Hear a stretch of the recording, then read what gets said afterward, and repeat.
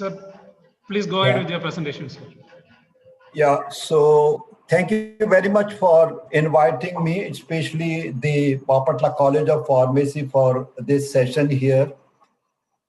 As just informed, I will be going to talk on the drug discovery and development in the post-genomic era. And this particular topic I'm going to cover under the following heads. I will just introduce the topic. Then I will tell about the history of genomic development. And then the next I will be going to cover the Human Genome Project, which is very important for what actually now we are coming to get. Then I will tell something about proteomics. Then genomics and therapeutics, which is one of the very important area which has to be understood. Then I will tell you something about actually what is the impact of this genomic on drug development. This is what actually we are today trying to understand. And finally, I will try to touch upon personalized medicine, something about the CAR T-cell therapy and gene therapy. This will be where I'm going to present my topic today. Now coming to introduction, actually what we are thinking that now this 21st century, biology will not be as simple as science. It is a super specialized with newer development in genetics, genomics, then information technology, and then very important that is artificial intelligence. So now we are going to consider biology as a super specialized subject. It is not just a basic subject. Very important thing we have to understand that the Human Genome Project has really created a tremendous potential to improve the health status. And I will explain how it has contributed and give some very, very exciting examples. One thing is very important that one has to consider when you're talking of genome and other things. Actually, a lot of information poses a fundamental moral and ethical dilemma. It is not very easy to talk about the genome of an individual and explain that you are having such and such problem. A lot of personal ethics is involved. So these are some of the very important issues one has to consider when you are talking of using genomic information for drug discovery for human participants. This is something very, very actually pre-genomic era, which was existing in 90s and this thing. All actually searching the genetic cause disease was in dark. If you see here, can you find out where actually the genomic information is there in this slide? I think it is not possible because at the pre-genomic area, we are only searching everything in dark. I can only show you that this is the place where actually it is existing. So we have got a lot of issues before that, but the technology and the post-genomic era has significantly given information to us. Let us see how it happened. Coming to personalized medicine, still we have got a lot of gaps. And what are those gaps? Actually, there is a lack of adequate measurement technology, limit the vision of personalized medicine. Still, we don't have very good technology to measure and use personalized medicine into very, very extensive way. We simply do not have tool to measure the biochemical details of human body with resolution needed to fully realize the imaging. So these are two actually gaps which are there, which is actually interfering with us to outright go to personalized medicine. And how these are actually improving it and how technology is there, I will be going to tell you, and I'll tell you what actually happening at personalized medicine. Now there is actually a lot of increasing scope of understanding the all type of disease. And one should very clearly understand that it is not that the genomic syndrome only is restricted. So the understanding of the genome and genomic is not restricted only to disease which is related to genomic. For example, we have got a lot of communicated diseases like TB, leprosy. Now we have got corona, malaria. All communicable disease still are not under control. We know that corona. And it is a concern about the ongoing threat, which is actually re-emerging infection. So many infections are re-emerging. So there is possibility that something may be playing related to genetics. Now coming to the actual thing, that what we are having now, large number of non-communicable disease, diabetes, mental health, cancer, HIV, and all those hypertension. So there is a large number of actually non-communicable disease due to the epidemiological shift and lifestyle. So because of these two reasons, we have to have a very good understanding about the genetic information to tackle with both communicable disease as well as a non-communicable disease. Now let us see how it is going to happen. This is something very, very important which has happened in the history of science. Actually, Times USA has published that in the era of the entire history of science, actually the first information which are there, that is splitting of the atom, was the biggest information which has happened in the science. And after that, the most important information which has actually completely shake the science is DNA technology.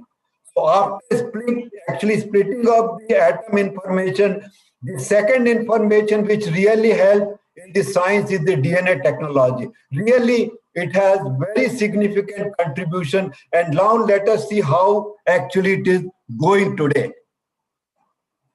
We have to really understand the historical development and landmark in the molecular genetics. Actually, it started with 1941, but the major landmark which happened in 1953 when actually structure of DNA was published. This is something, a great time in 1953. Then what happened? Then so many things happened from 1961, go on increasing. 1985, actually we got a very important technology, that is actually the polymerase chain reaction. It is completely revolutionized our understanding of the science. And in 2001, actually the Human Genome Project draft was completed. And this is actually the time really we understood that what actually is the genome, what is the gene, and how it is going to help the human being.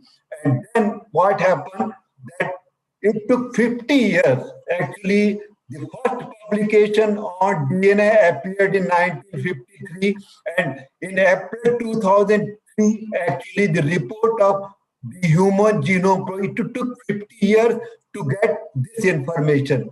And how this information is there? You can have, this is the golden publication which I am talking, 1953, which appeared in Nature, April 25th, 1953. But I would like you to concentrate that during that period itself, that is 1953, today it is actually 2021, 67 years back, they have mentioned that we wish to suggest the structure of the salt of DNA which they have published. This structure has novel features which are of considerable biological interest. That means 67 years back they mentioned that the DNA what actually they are publishing is going to have a significant biological interest. And really it happened in light 67 years. Now let us see how it happened. This is actually the chronological thing. I'm not going into detail. So many things happened from 1990 to 96. And then it continued. And from 97, it continued. And in 2003, we got actually the final completion of Human Genome Project. But still, actually, we are working on. So all these things happen. It is very detailed. Now, let us see that. I will give a very good example to understand the genome. I will tell you that English is a language. And it's English language actually having alphabet starting from A to Z, that is 26 alphabet. You take few alphabet and join, then it becomes a word. You take few words and join them, and then it becomes a sentence. You take few sentences and join them, and once you join, then it becomes a chapter. And when you take few chapter and join them and publish, then it becomes a book. So language with alphabet finally gives the book. What has happened very similarly, DNA is our information. What is there in the DNA? DNA starts with actually nucleotides, that is adenine, thymine, glycine, and cytosine. Once these are there, they will actually form a codon. These codons will be forming our gene, and then gene will form our chromosome, and the chromosome is going to produce your genome. So exactly like the language, the DNA, which is the information which is carrying up every individual, is actually in the form of genome. So the Human Genome Project has really significantly contributed about the understanding of the human being, how it is working, what happens during disease. Now let us see what is the further knowledge about that. This is the structure of DNA and RNA. Both are containing. I told that actually DNA contains cytosine, guanine, adenine, and thymine. But when you are coming to RNA, actually RNA is replaced by actually uracil. That is the difference between DNA and RNA.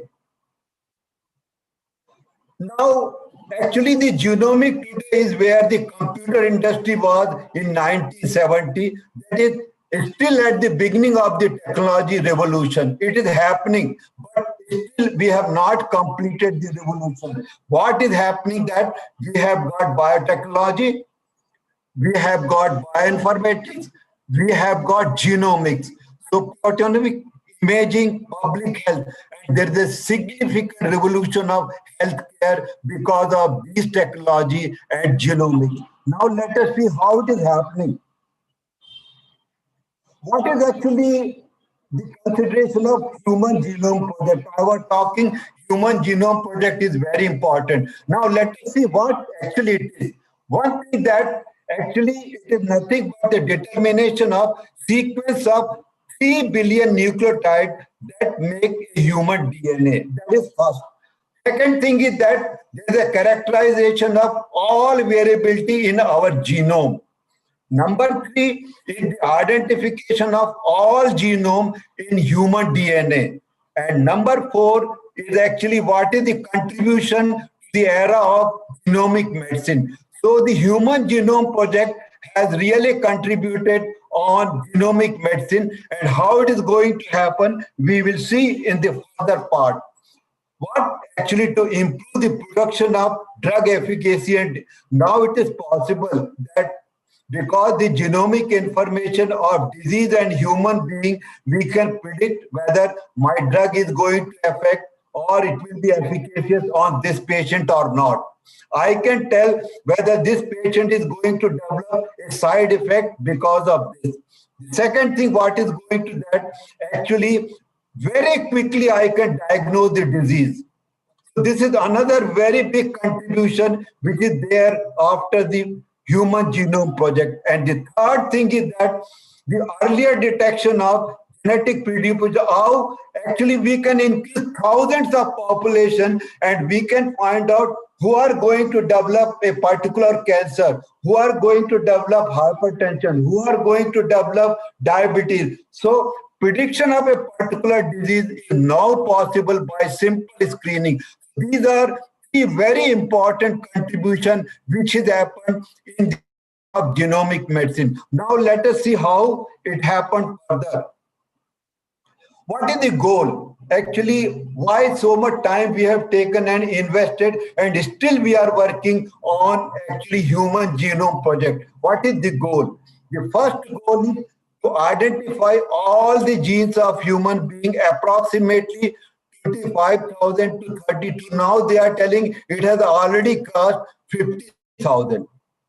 Second, provide a complete accurate sequence. This is very important, that we wanted to provide a complete accurate sequence of 3 billion actually base pair. There are 3 billion base pair that makes the human genome. So we have to complete that and put accurate. This is the second goal. What is the third goal? Store all the sequencing data into database so it can be utilized by the scientist to develop a drug or diagnose a disease. Develop a new tool to obtain and analyze the data to make information widely available. This is the fourth goal. And the fifth goal is that actually to necessitate technology transfer to other sectors like industry. So the goal of human genome project is that not only to identify gene, but also actually help the industry to develop a particular type of drug. So these are the four important goals of human genome project. And then finally, that most important thing I told, also to address the ethical and legal and social implication to the society. This is the sixth goal of the HGP. Now, what is the promise? Actually, the promise of human that it is going to provide a potential for improving global health. Surely that if you use a human genome project, we are definitely going to improve the health of mankind globally.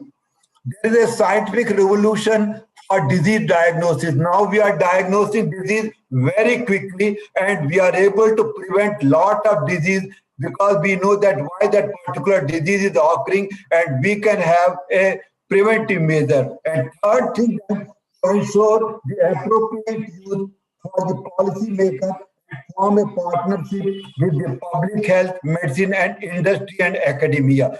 This is actually the promise what actually the Human Genome Project going to provide us. Now coming to proteomic and the medicine. These are nothing but a link between your gene, your protein and disease. And now there are actually the four important actually landmark things which happen in that. First and the foremost is that we have to study the unique pattern of protein expression or biomarker. The second thing is that you have to have a science, medicine and pharmaceutical approach for that. And the third thing is that you will help a drug discovery and diagnostic. Now you can develop various diagnostic methods to diagnose the disease. And the fourth one is that it leads to what is we are looking at personalized medicine. So proteomic and medicine has got these four things which is linking. That's the reason it has become a very important tool and very important science to understand. Now coming to something more than that, actually everybody is talking about molecular medicine. What is the role? Why actually you wanted to understand and you wanted to learn a molecular medicine? Number one, actually it actually sharpens the focus of essential molecular mechanism underlying a function of cell, tissue and organism. It will tell us that which cell is working, what is happening to tissue and even the organism. That is the first role we wanted to have molecular medicine. What is second? Actually, it helps in characterization how the normal cell process either fail or subverted in disease. We will be able to very clearly say that why the normal cell is actually not functioning properly, or it is functioning in a very low level in a particular disease. So this is the second role. And the third role is that it will help in further understanding and evaluating advance and keeping abreast of the development. So these are the three important roles why actually we wanted to understand molecular medicine. Now from genetics to genomics. This is another very important thing which is happening and many people are concentrating on working that. We have got actually biochemical genetics. Then this is followed by cell biology. That is followed by cytogenetics, molecular genetics, genomics. Then we have got pathognomic genomics, functional genomics, host and vector genomics, and ultimately you are going to proteomics. Now we have come to era of actually omics. Now era of omics, actually what it is doing to drug discovery. We have got so many things, actually functional genomics. Very important thing is pharmacogenomics. Many people are using it. Proteomics, structural genomics, metabolism, and transcriptomics. These are some of the things which are actually contributing for our drug discovery and how it is happening. First thing, what is there? That there are thousands of buzzwords with 25,000 genes, thousands of protein. Study of one gene or one gene product or process at a time is not sufficient. You should understand only studying one gene or few protein is not sufficient to understand and develop a drug. Second thing, that it is very, very important to address biologically relevant question and find integrative, quantitative, experimental, and computational approach. This is the second thing which actually we need for drug discovery. And the third and the most important is that you have to have a new knowledge, novel method, innovative technology to endanger the better understanding of complex of biological system and process. So all these things are required, which is actually omics is giving to that. And if you are properly utilizing all of them, the drug discovery becomes a correct way for bringing a new drug for the human subject. Now I told that we came into genomic era after 2009, and then actually when we are searching the genetic cause of the disease, now we are using in bright light. Before pre-genomic area, we are having a dark. Now you can very easily identify where is the genomic problem. So now the post-genomic era, we have got a bright light for checking about the gene, all type of thing. So post-genomic era has significantly contributed in understanding disease as well as this thing after 2003. Now let us see how it happened. Actually, how the genomic is shaping advanced therapeutics. What is the advanced therapeutic which actually we are gaining and we are developing with the knowledge of our genomics? They say that virtually you take all disease except actually trauma. Every disease has got some genetic component. For example, you come to cystic fibrosis, huge amount, this is yellow colored, has got genetic component. Coming to actually adult onset diabetes, it has got almost 50% genetic component. And when you are coming to AIDS, again it has got. So almost every disease of human subject has got some genetic component. So studying a genetic component in a particular disease will really help us in identifying a disease and developing a drug. Now the human genome offers many potential drug targets. There are so many. All are actually shown here. But most of the people are actually concentrating on three targets. One, actually using nucleic acid as a binding site. Many people are using actually signal transduction and the enzyme. So these are the three important actually potential drug target people are concentrating, utilize the human genome information to develop a drug. However, there are many other targets. Now let us see how it is happening. Now I will tell you that all of us have got our signature. Everybody has got their own signature. Very similarly, that every disease also has got a signature. Change in the biomolecular network indicative of onset and progression of disease. Now it is possible that if I understand the disease signature, if there is any change, I can find out what is happening to that disease in a progression, my drug is working or not. Now let us see what are the components which are responsible for formation of disease signature. Normal human system has 100 billion trillion cells, 6 billion bare bases, 30,000 genes, 10 billion different proteins, lakhs of molecular event and 50 organs and systems. This is there in our body. Now, these are normal. If everything is normal, actually disease signature will be negative. But if there is any abnormality anywhere here, this abnormality will be reflected, and what we have got now multiplex measurement and a computer integration. These two technology can easily find out very small change in abnormality which is happening here, which is actually going to get me a disease signature.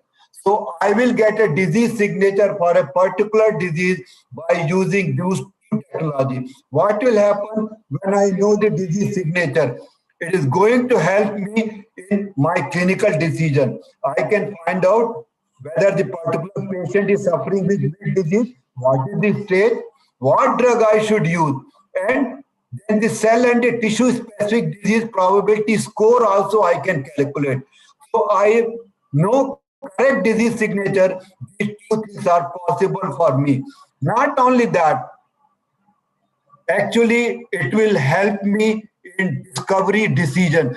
I can decide increase disease actually drug pipeline, improve the diagnostic, new predictive biomarker I can find out. I can find out decrease in adverse event.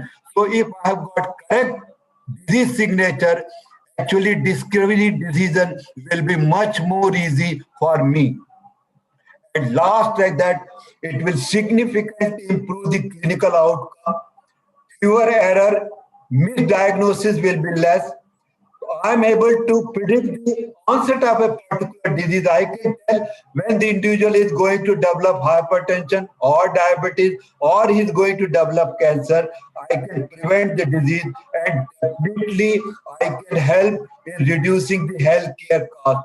So if I can understand the disease signature in a human subject by any abnormality detection by the advanced technology is going to significantly contribute in actual management of a disease in human subject. Now I will give an example here. We know that there is a drug like imatinib. What is the target?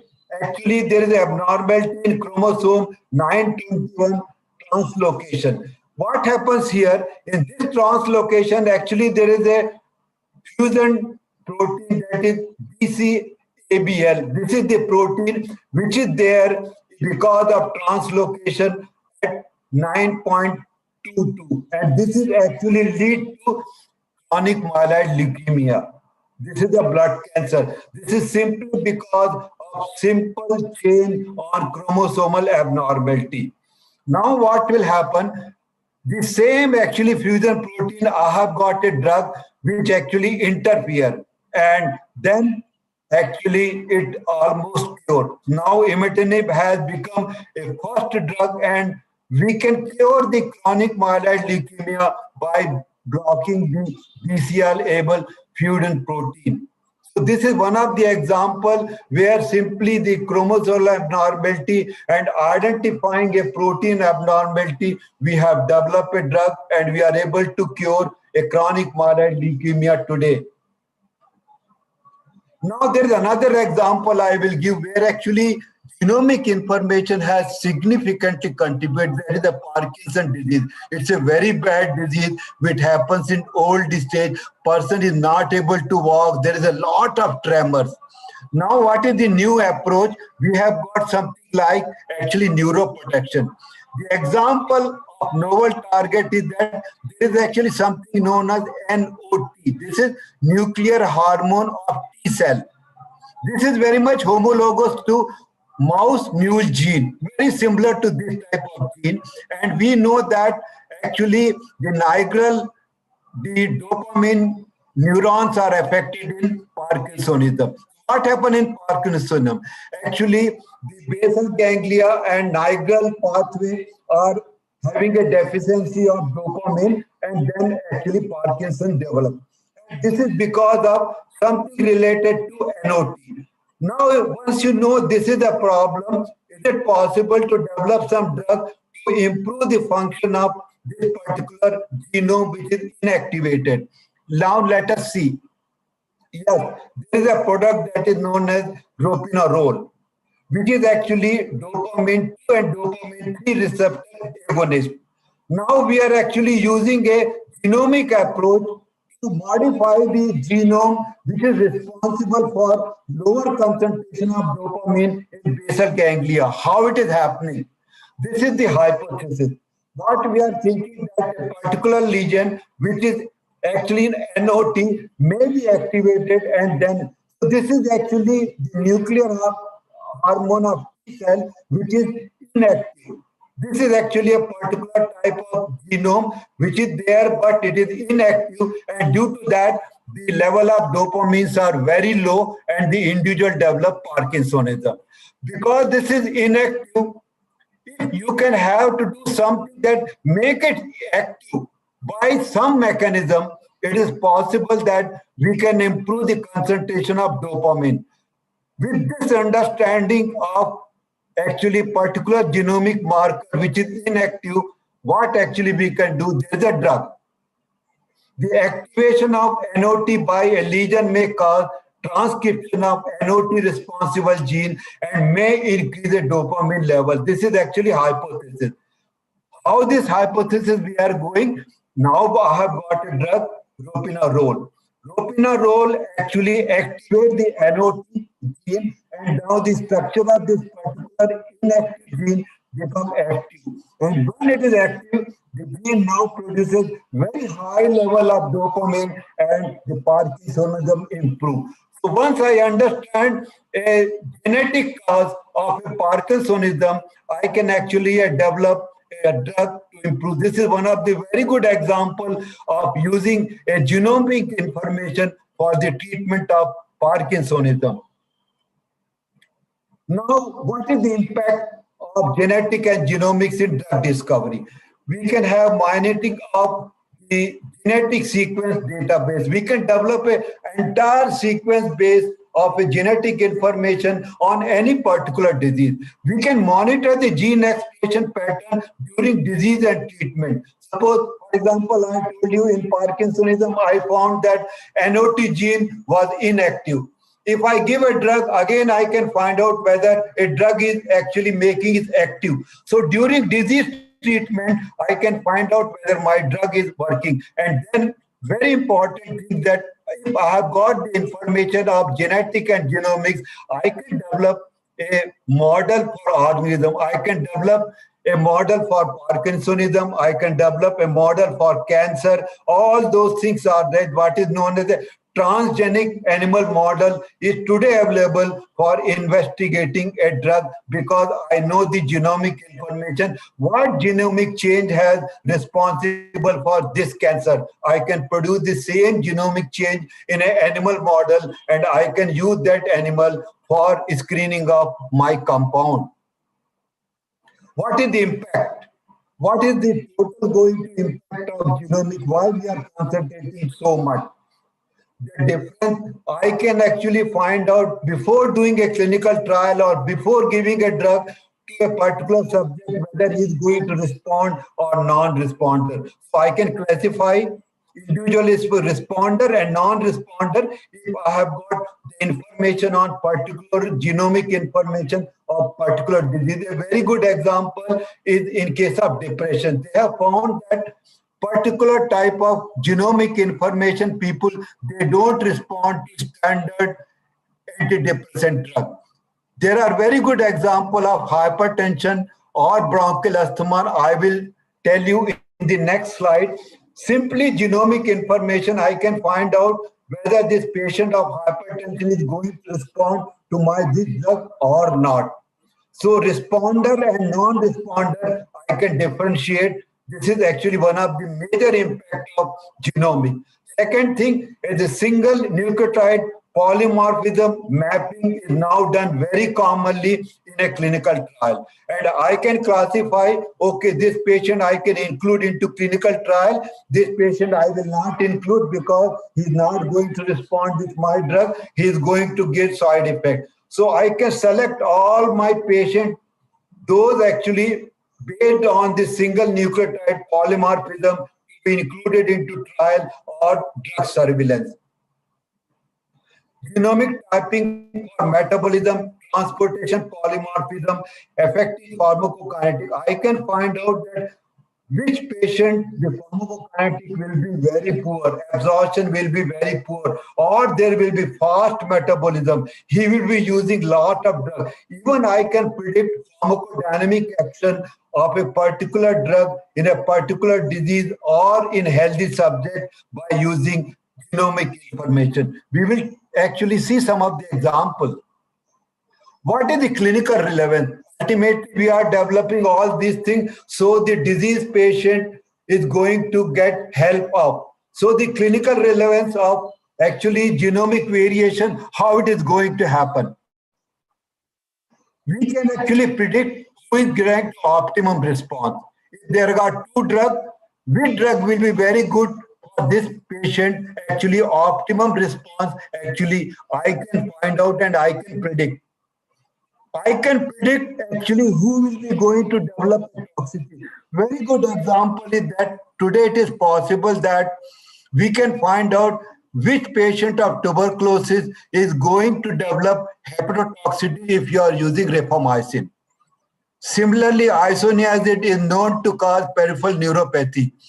Just by doing a single nucleotide polymorphism of pharmacogenomic evaluation, I can predict which patient of TB is going to develop the neuropathy when I am using isoniazid. Anti-cancer drug toxicity can be predicted by the genomic information. There is a significant contribution of testing a drug and identifying whether it is going to produce that toxicity. So I will change my drug for an individual patient. Post-patient genotype determination, I can find out optimum drug therapy approach and even disease. Genotyping of optimum drug approach, I can find out in a particular disease. I told you that if I know the signature, I can select the drug. The same malaria patient may not respond to chloroquine. He may be needing artemisinin. I can find out. So this is possible that I can find out genomic information of particular pathogen, virus, and I can pick up a correct drug for that. Now, what is the actually consequences of polymorphism? When actually there is a polymorphism which we have detected, what actually it is going, why we are so much worried about polymorphism? May result in different amino acid and stop genomic codon, may result in change of protein function or quality of genome, may alter stability of mRNA in genome, and there may not be any consequences. So either there is some abnormality in all these things or there may not be change. We don't know what is there. Till we do a polymorphism in each and every person, we don't know. Now, what are the factors actually will determine the individual drug reaction? Because every doctor, every patient wants to know that if the particular drug is given to me, how actually it is going to have a reaction. Now, what are the factors? One is that the individual may be having a hypermetabolism, very fast metabolism. Drug will be cleared very quickly. Even you are using a therapeutic dose, you will not get the effect. This is the first thing. The second thing, which is what we looked at, normal metabolism. People will respond with your therapeutic dose and you will get a desired effect. And the third thing is that a very poor metabolizer. Either they will not respond or they will having a very poor response. You need a very high dose produce, and there is a possibility that you will get unnecessarily side effect. I told like isoniazid or rapamycin or some of the anti-cancer drugs, they may produce actually adverse event. So these are the three major individual reaction can happen. That's the reason we have to study pharmacogenetics in each and everybody before giving a drug and classify them as a hypermetabolizer, normal metabolizer, or poor metabolizer. Now, this is the example of one of the pharmacogenetic mapping in clinical trial. I want to do a clinical trial and I have done a pharmacogenomic mapping. And I got the data. These are actually, you may be knowing, the various enzymes which are responsible for metabolism of a drug. I've got the mapping and each and everybody, and I got the sequence. Now let us see that each sequence, what we I got, what is actually they represent. Actually, patient with efficacy. If this type of sequencing is there, I can predict, okay, this patient is going to respond to my drug, I will take into my consideration and I use. If there is this particular type of sequencing, that this particular sequence has been changed to two, patient without efficacy, this patient is not going to respond. Not only that, patient without toxicity. If this particular type of sequencing is there in this type of metabolizing enzyme, I don't expect that individual will develop toxicity. But I found this is very dangerous. If this type of sequencing is there, I should be very careful in using my drug because this patient to develop a toxicity of drug. So pharmacogenetic mapping in the clinical trial or disease management is very, very important to find out whether the patient is going to respond or not respond, whether he develop toxicity or he will not going to develop toxicity. Now, there are so many factors actually they contribute inter-individual variance. That's the reason we are doing what is known as a actually personalized medicine. Two patients will be having a different type of actually reaction because of so many reasons. Now let us see that what actually happens and what are the various factors. One is the age. With the change in the age, there may be variation in the drug effect. We know very well that adult population, they respond different as compared to younger population. Race and ethnicity. We know that if there is a change in ethnicity or race, even the drug effect will change. The third factor is weight. If people are very obese or very lean, then the possibility that disposition of drug and action may differ. Coming to gender, there may be variation between a toxicity or side effect or efficacy between male and female. There may be effect of concomitant disease. A person may be suffering with cancer as well as diabetes. There may be possibility that variation may occur. And drug interaction, we know very well. If you are using more than two drugs, there may be possibility that drug interaction, either there is a potentiation of the toxicity or one drug may nullify the effect of other drug. And most important, which is there may be a social factor also.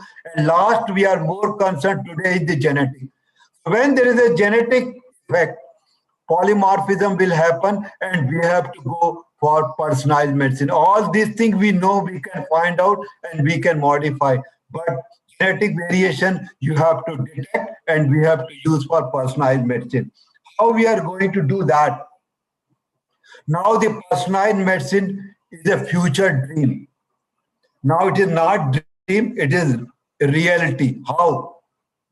Actually, we would not think of buying a shoe of single size for all family members. We never buy only actually size 7 to every family member.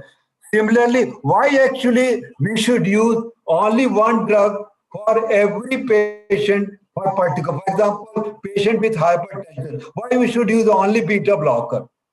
So there is a variation in patient. So that's the reason each patient has to be individualized for the treatment also. That is actually personalized medicine. Inter-individual variability response. This is some of the example. In bronchial asthma, we use drug like beta-2 agonist. They say that the rate of poor responder may range from 40 to 75%. Coming to hypertension, there may be possibility that 30 to 40% of the patient, they may not respond to your primary drug. Like that, cancer, depression, diabetes, arthritis, schizophrenia, so much. For example, in case of cancer, 70% of the people, they don't respond to your drug. So poor response is very, very important because of serious inter-individual variability, because of variation in the genomic profile. So gene profiling becomes very important for identifying these patients for giving a proper drug. Now, take an example of bronchial asthma. We use albuterol for the treatment of bronchial asthma. These are actually a clinical presentation. I will not go. Beta agonists, they cause actually dilatation of bronchus, and that's the reason we use. And the marker which is there is FEV1. So albuterol is used in bronchial asthma by most of the patients they give first time. But if there is a variation on beta 2 adrenergic receptor polymorphism, what is going to happen? Now let us see. This is the example. Actually, this is actually the polymorphism. Normally, actually, arginine is there, but during the polymorphism, actually the arginine glycine or glycine glycine is formed.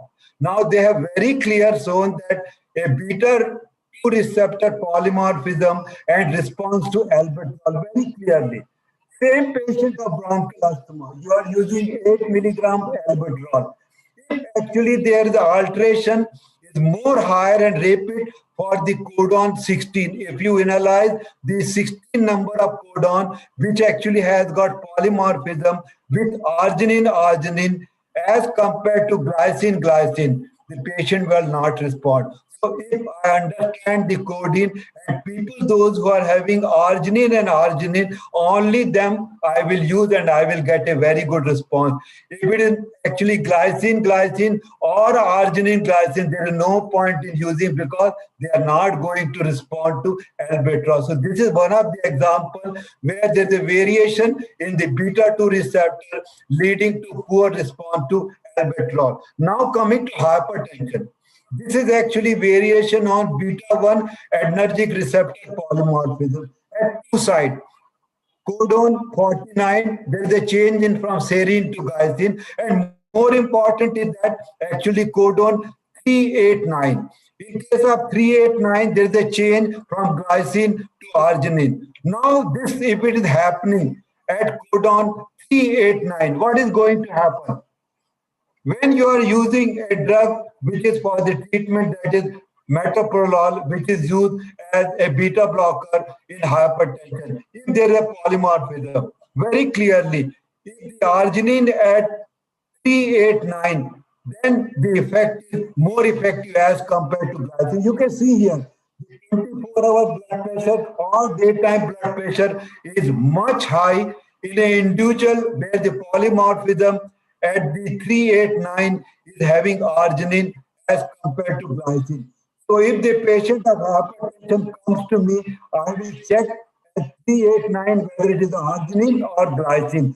If it is glycine, I can clearly say that no need to use metoprolol. I'll switch over to ACE inhibitor or calcium channel blocker. This is the importance of actually understanding the genomic profile of an individual. Now, this is one of the best example of genomic information for the treatment. Actually, in case of breast cancer, the individual can be divided into two depending on HER2 gene product. It can be HER2 negative or patient can be HER2 positive.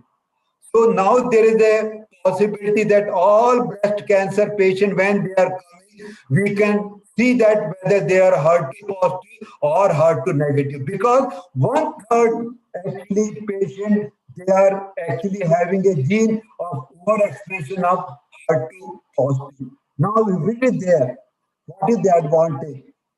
Telling the new drug to the target with that. All the people, those who are actually HER2 positive, they are going to respond to drug acceptance.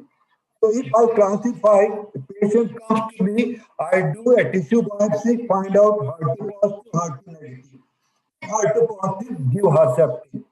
If HER2 negative, I will not use Herceptin, I will use other drugs because this patient is not going to respond to the Herceptin. This is the drug Herceptin, very popular first-line drug for the treatment of breast cancer, those who are HER2 positive, and very commonly used by oncologists today. Coming to pharmacogenomics, Pharmacogenomic affect your drug target, it affects your drug transporter, it affects your drug metabolism, it will affect pharmacodynamics, it will affect pharmacokinetic, and altogether it will affect your efficacy and toxicity.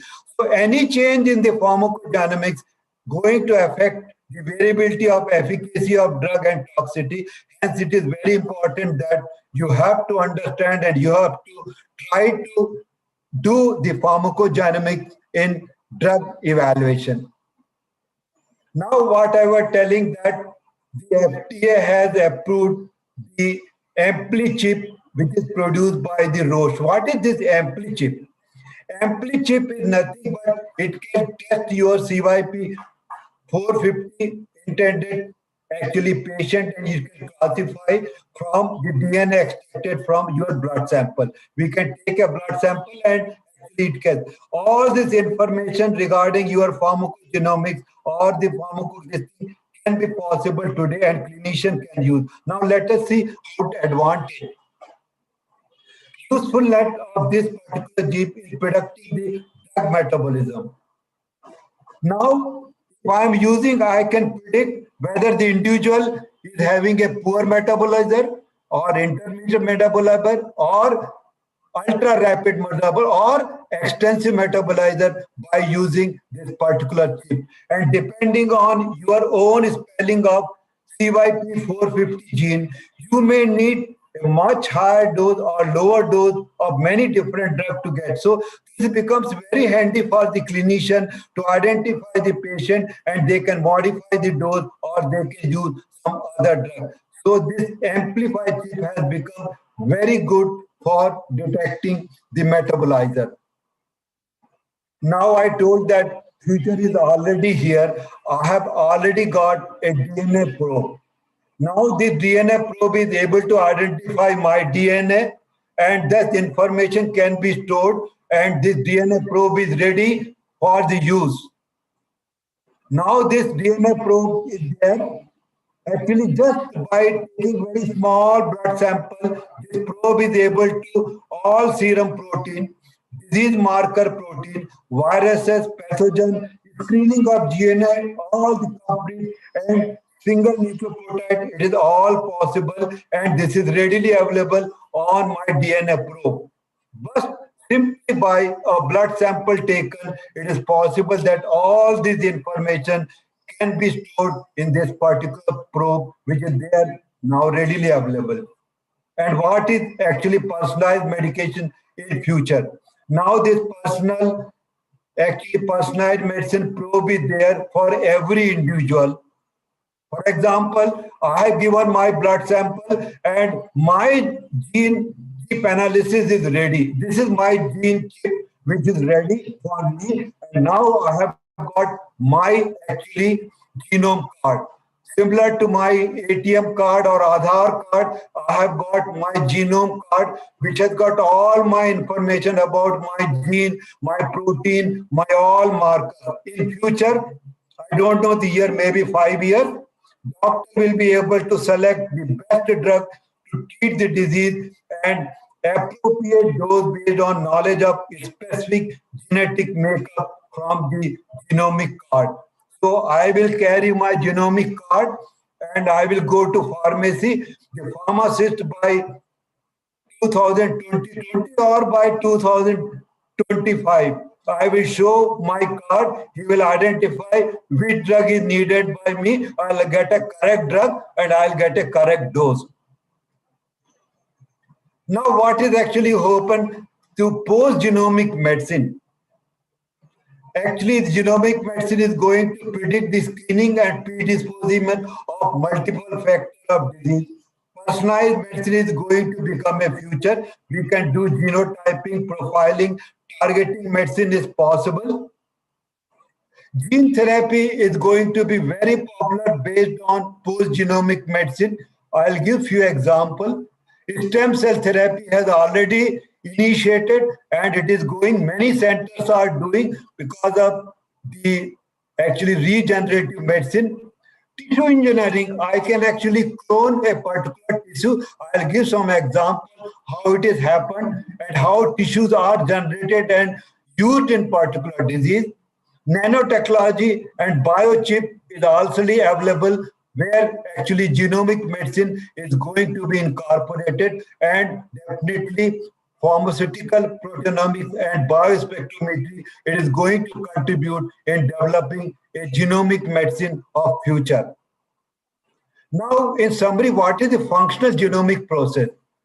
Clone a full length of actually DNA using GPR sequencing. Check the library to see the receptor is expressed in interest of tissue. Express full length of clone and useful cell line. There are various cell lines are there. Use this cell for high throughput screening and potential lesion molecule. Use this have to obtain a physiological function, and you can develop a particular drug candidate. Now, how actually genomic is shaping the therapy? Till now, we are only actually looking only the academic part or something theoretical. Now, let us see practically how a therapeutic thing has advanced by using pharmacogenomics. What are the examples where a genomic contribution has converted into therapy and we are using it? This is one of the examples that actually regeneration of entire human epidermis using transgenic stem cell happened, and it is published in Nature 8th November 2017, where actually the stem cell transplantation cured a boy of the skin disease. This is something very great which happened in 2015 in Germany. The individual patient was losing 80% of the skin, and disease was known as epidermal bullosa. You can see that 80% of the skin is lost.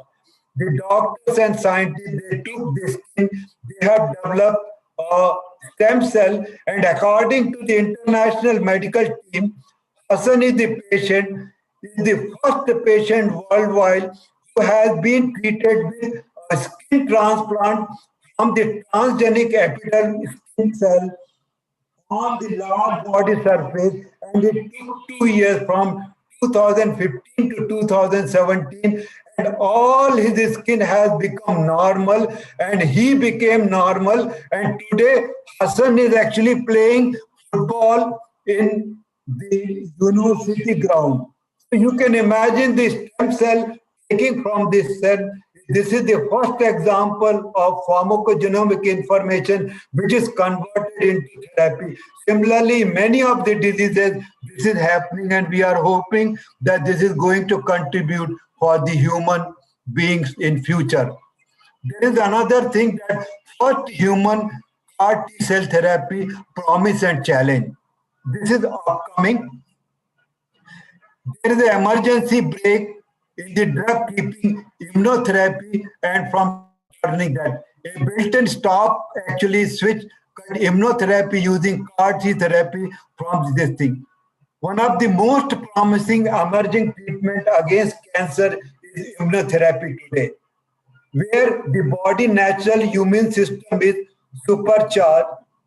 As promising they are, these therapy are not entirely without risk. But now the scientists have developed an emergency break drug that can switch off the treatment if it begins in a spiral out. So there is a possibility that we can develop immunotherapy using the CAR T therapy, and we can start treating the patient with cancer. Now, what is the first example of this? The first example of this is that using a CAR T cell therapy for primary mediastinal B cell lymphoma. This is actually a scan where you can see there is a primary mediastinal lymphoma, and all those things are paired. And this particular patient, actually, this is the structure, and you can find out significant amount of lymph nodes are there before treatment. CAR T cell therapy of the same patient was ongoing from last 15 months, and actually this is after treatment is a totally disappeared. This is the first example where CAR T therapy has become successful in treating B-cell lymphoma. Like that, now many cancer, actually CAR T-cell therapy, not only in cancer, many diseases, actually promising results are coming, but it will take some. This is the first example. There are many companies, those who are actually working on CAR T-cell therapy. These are few. What is it? Actually, we don't have a practical thing. I'm just talking. What are the therapeutical, actually toxic related benefit for CAR T-cell therapy? One, actually, HLA independent antigen recognition is possible. Active both in actually CD4 and CD4 and T cell therapy possible. Target antigen including protein, carbohydrate, and glycolipid, it is possible. We can use CAR T-cell therapy, but still we want to see practically whether it is happening or not. But theoretically, yes, it is a beneficial. Rapid generation of tumor specific T cell, this is happening, and practically there are many examples where actually tumor specific T cells have been developed and tried in some of the cancer. Minimum risk of autoimmunity, this is something very important, that immunological reactions are very less when we are using CAR T cells, because you are taking the cells from the same individual, so chances of reaction are not there, and it will be not like actually you are taking kidney from one individual and implanting in other patient, and there is a loss of heart cells. So this is not going to happen with CAR T cell therapy. Then it is a living drug and single infusion. CAR T cell therapy is nothing. You just have one single infusion and you can cure the disease. This is going to be, I think, become one of the most important, challenging, and we hope, I think, coming 5 years, CAR T cell therapy is going to replace lot of treatment which is happening today. Then I will tell you something about the gene therapy. The groundbreaking gene therapy for cancer is first time approved in USA, but problem is that presently it is very, very expensive, and many countries and many individuals, they cannot afford. But actually FDA has just approved Cameral, a new form of genetically modified T-cell immunotherapy for treating a young patient with type of blood and bone marrow cancer, and they have done a clinical trial and they found very successful. Almost 95% of the patients, they responded very well, but it is very, very expensive. But I think in the future we will be having a gene therapy in future for our understanding. Then the current area to work for actually genomics. There are all areas where actually the genomics is going to happen.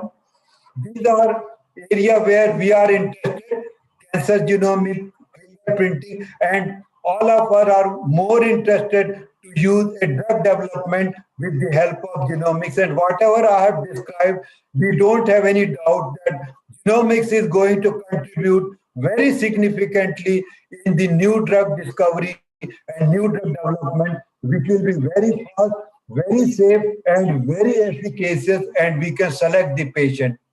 So these are the current area where the work is going on genomics.